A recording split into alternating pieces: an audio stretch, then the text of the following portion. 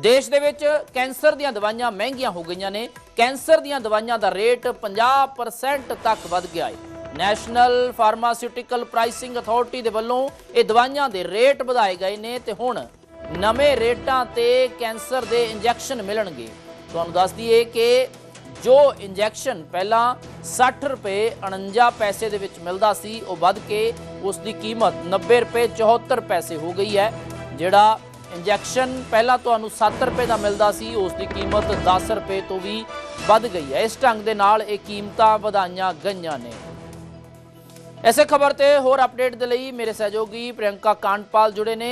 प्रियंका की कुछ जानकारी कैंसर दीयां दवाइयां दे रेट वधाए गए ने?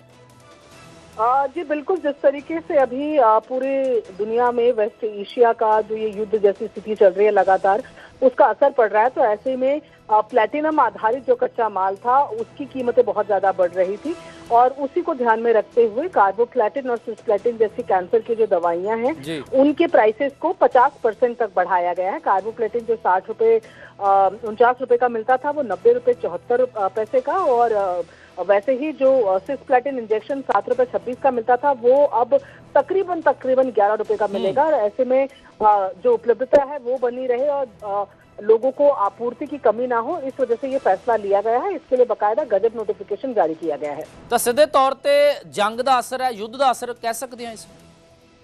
जी बिल्कुल, क्योंकि प्लैटिनम जैसा कच्चा माल जो है वो उसकी कमी हो रही है, जिसकी वजह से ये डिसीजन लिया गया है। और जिस तरीके से कॉन्फ्लिक्ट बना हुआ है वेस्ट एशिया में, तो काफी चीजें उससे प्रभावित हो रही है, खासतौर पर कच्चा माल जो दूसरी जगहों से यहाँ पर आता है, और उसी के असर के बीच में इसको भी देखा जा रहा है, जहाँ पर अब 50% तक की जो बढ़ोतरी है वो देखी गई है।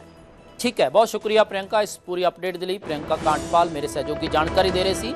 तो नैशनल फार्मास्यूटिकल प्राइसिंग अथॉरिटी के वल्लों रेट वधा दिते गए ने। कैंसर दीयां दवाइयां दे रेट वधे ने।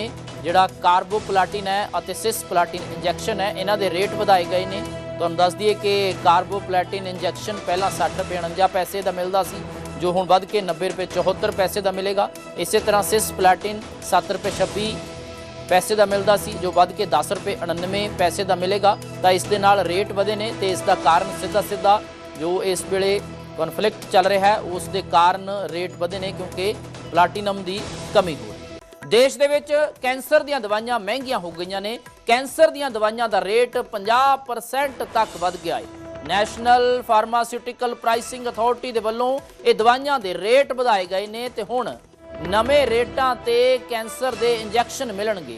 तुहानूं दस दईए कि जो इंजैक्शन पहला 60 रुपए 49 पैसे दे विच मिलदा सी वो वध के उसकी कीमत 90 रुपए 74 पैसे हो गई है।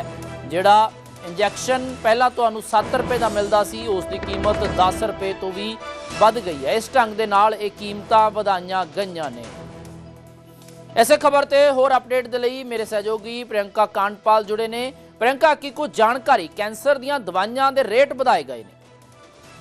जी बिल्कुल, जिस तरीके से अभी पूरे दुनिया में वेस्ट एशिया का जो ये युद्ध जैसी स्थिति चल रही है लगातार, उसका असर पड़ रहा है। तो ऐसे में प्लैटिनम आधारित जो कच्चा माल था उसकी कीमतें बहुत ज्यादा बढ़ रही थी, और उसी को ध्यान में रखते हुए कार्बोप्लैटिन और सिस्प्लैटिन जैसी कैंसर की जो दवाइयां हैं उनके प्राइसेस को 50% तक बढ़ाया गया है। कार्बोप्लैटिन जो 60 रुपए 49 रुपए का मिलता था वो 90 रुपए 74 पैसे का, और वैसे ही जो सिस्प्लैटिन इंजेक्शन 7 रुपए 26 का मिलता था वो अब तकरीबन 11 रुपए का मिलेगा। और ऐसे में जो उपलब्धता है वो बनी रहे और लोगों को आपूर्ति की कमी ना हो, इस वजह से ये फैसला लिया गया है। इसके लिए बकायदा गजट नोटिफिकेशन जारी किया गया है। तो सीधे तौर पे जंग का असर है, युद्ध का असर कह सकते हैं इसमें? जी बिल्कुल, क्योंकि प्लैटिनम जैसा कच्चा माल जो है वो उसकी कमी हो रही है, जिसकी वजह से ये डिसीजन लिया गया है। और जिस तरीके से कॉन्फ्लिक्ट बना हुआ है वेस्ट एशिया में, तो काफी चीजें उससे प्रभावित हो रही है, खासतौर पर कच्चा माल जो दूसरी जगहों से यहाँ पर आता है, और उसी के असर के बीच में इसको भी देखा जा रहा है, जहाँ पर अब 50% तक की जो बढ़ोतरी है वो देखी गई है। ठीक है, बहुत शुक्रिया प्रियंका इस पूरी अपडेट के लिए। प्रियंका कांडपाल मेरे सहयोगी जानकारी दे रहे सी। तो नैशनल फार्मास्यूटिकल प्राइसिंग अथॉरिटी के वल्लों रेट वधा दिते गए ने। कैंसर दीयां दवाइयां दे रेट वधे ने। जिहड़ा कार्बोप्लाटिन है और सिस्प्लाटिन इंजैक्शन है, इन्हां दे रेट वधाए गए ने। तुहानूं दस दईए कि कार्बोप्लाटिन इंजैक्शन पहला 60 रुपए 49 पैसे का मिलता सी, जो हुण वध के 90 रुपए 74 पैसे का मिलेगा। इस तरह सिस्प्लाटिन 7 रुपए 26 ਪੈਸੇ ਦਾ ਮਿਲਦਾ ਸੀ, ਜੋ ਵੱਧ ਕੇ 10 ਰੁਪਏ 99 ਪੈਸੇ ਦਾ ਮਿਲੇਗਾ। ਤਾਂ ਇਸ ਦੇ ਨਾਲ ਰੇਟ ਵਧੇ ਨੇ ਤੇ ਇਸ ਦਾ ਕਾਰਨ ਸਿੱਧਾ ਜੋ ਇਸ ਵੇਲੇ ਕਨਫਲਿਕਟ ਚੱਲ ਰਿਹਾ ਹੈ ਉਸ ਦੇ ਕਾਰਨ ਰੇਟ ਵਧੇ ਨੇ, ਕਿਉਂਕਿ ਪਲਾਟੀਨਮ ਦੀ ਕਮੀ ਹੋ